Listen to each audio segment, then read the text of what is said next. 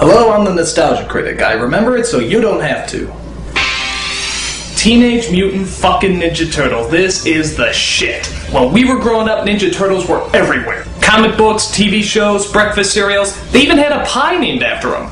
It tasted like splooge, but we didn't care. As long as it had the Ninja Turtles on it, we were happy. So when we heard they were actually making a live-action movie based on this phenomenon, we proudly pissed our pants with joy. We shit ourselves with excitement. We vomited up vast amounts of excrement, shit on it, rolled around in it, put it back in our mouths, and proceeded to vomit it up again in roaring anticipation. Okay, maybe only I did that. But still, bottom line, we were hyped as hell. These movies kicked ass back then, and I'm sure they're gonna kick ass now.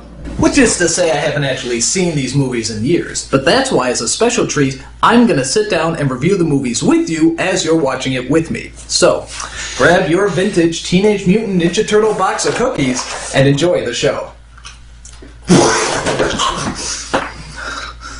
Just watch the movie. Alright, New York. So far, so good.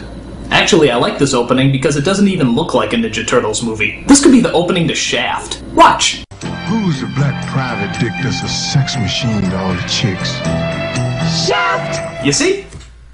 April O'Neil, Channel 3. Whoa, whoa, whoa, whoa, whoa, whoa, whoa, whoa, whoa. Who is that? April O'Neil. No.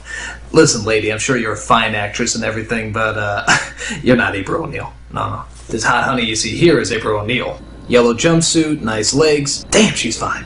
So come on, where's the real April O'Neil? Come on, cough her up. Just what is going on out there, April? Okay. Alright, no, that's cool, you know, no problem. I mean, at least we still get to see her in the yellow jumpsuit, right? Oh, come on! That's not a jumpsuit, that's a raincoat! There is a difference! Look, you watching? I'll show you the difference. Here, watch close. Jumpsuit, raincoat, jumpsuit, raincoat, jumpsuit, raincoat, jumpsuit, raincoat, jumpsuit, raincoat, nothing alike! All I gotta say is the Turtles had better be a hell of a lot better. Awesome! Righteous! Excuse me one moment. Oh my god, look at those costumes! Those are incredible! That's exactly what radioactive ninjutsu reptiles in their late teens would look like! I mean, they're unbelievable! I mean, they're phenomenal! I mean, oh my god! I apologize for that, but even you have to admit those costumes are pretty incredible.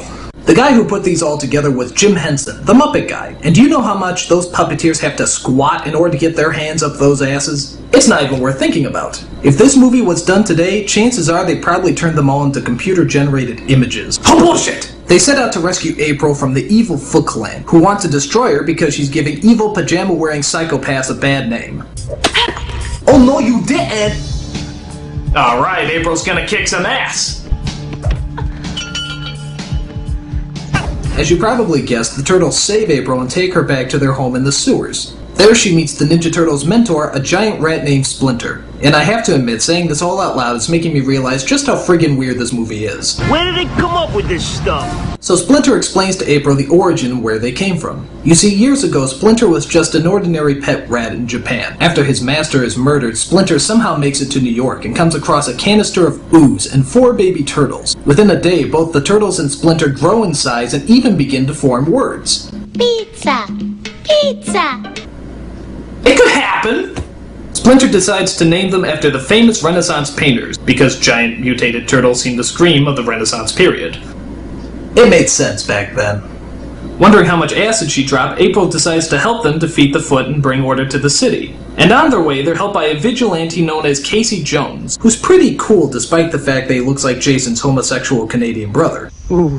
Now, the leader of the Foot Clan is an evil kitchen utensil known as the Shredder, which everyone says is a giant Darth Vader ripoff, but I don't see the resemblance. I am your father. Okay, it's a ripoff, but you gotta give this guy credit. He has a diabolical scheme to...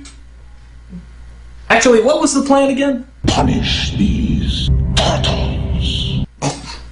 I'm sorry, I don't care how menacing or powerful you are, there's no way you can make punishing turtles sound threatening. I'm sorry, it's just not humanly possible.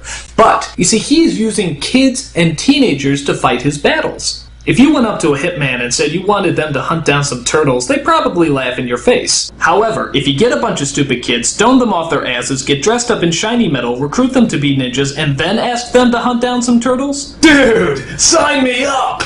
Awesome! My only problem with this plan is the costumes they're assigned. I mean, I know they're supposed to be ninjas and everything, but those costumes are so tight, I don't even think they can talk.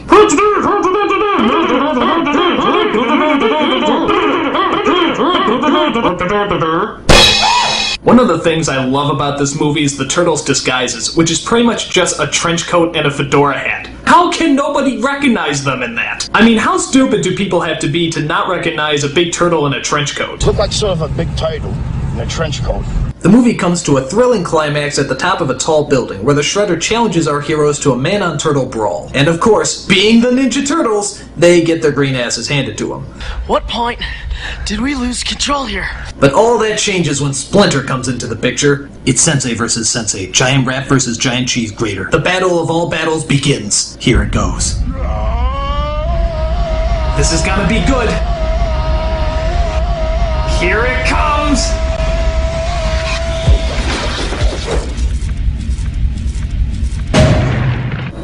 Bullshit! What kind of battle is that? He sticks out his foot like a cartoon character and he trips? What a ripoff! All I gotta say is the next film had better be a lot better. Teenage Mutant Ninja Turtles 2, The Secret of the Ooze. And what exactly is the secret of the ooze? It was made in a laboratory. And that's about it. There's not really any surprises on top of that. Kind of a big letdown. But the turtles are back. And this time around they're, well, more kid-friendly, I guess. After all the parents complained about the violence and swearing in the first film, you know, everything that made it good, the second film tones down the action and the bad language. So instead of using their weapons to fight people, they use stuff like cold food, belts, and yo-yos. You know, stuff you find lying around the house. So now all your kids will know how to turn ordinary household appliances into blunt, badass weapons. Thank you, parents of America. Idiots. And as for the bad language, I don't know. I don't remember too much swearing in the first film. Ninja kick the damn rabbit! Damn! Okay. So every kid was swearing like a bastard after they saw this movie. But granted, it's a lot better than their original cut. Fuck that, man. Them niggas around the corner tripped out, man. Fuck that, man. Where my strap? Fuck that. Never let Spike Lee direct a children's movie. Can you believe this guy? So the story centers around the return of the sinister Shredder. After doing a short ripoff of Tim Burton's Batman, he gets back into action by plotting his revenge against those pop culture spewing reptiles. He steals a canister of ooze from that guy in Titanic and decides to make his own evil mutants. Within seconds, two innocent, harmless animals are transformed into the sinister duo of Bebop and Rocksteady. Yeah, like I said, Bebop and Rocksteady. Now the one scene everyone remembers is the fight scene that takes place in the whitest of all rap clubs led by the whitest of all rappers. You guessed it, Vanilla Ice. Oh no! Gee, it looks like they're pretty freaked out about all those monsters breaking into their club. But wait a minute. I think the Ice is feeling something. I think he's conjuring up a rap, a sort of ninja rap, if you will. Yo, it's the Green Machine. He is!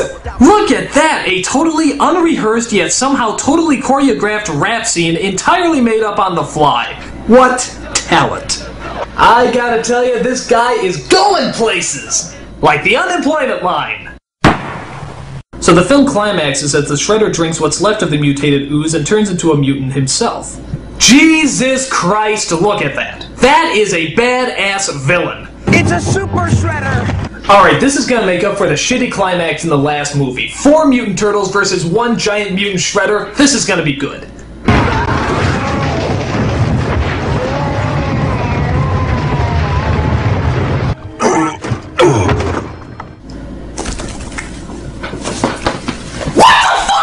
Are you telling me that a regular Shredder can survive a 7-story fall and a dump truck crushing him, and yet a super Shredder can't survive a bunch of wood falling on him? Bullshit! Bullshit! Bullshit! You know, I'm starting to realize that, these movies aren't quite the masterpieces I remember them to be. I mean, they're weird as hell, they don't make any sense, and they keep pissing me off with their anti-climaxes. But I shouldn't give up hope. After all, there is still one last movie left, Teenage Mutant Ninja Turtles 3.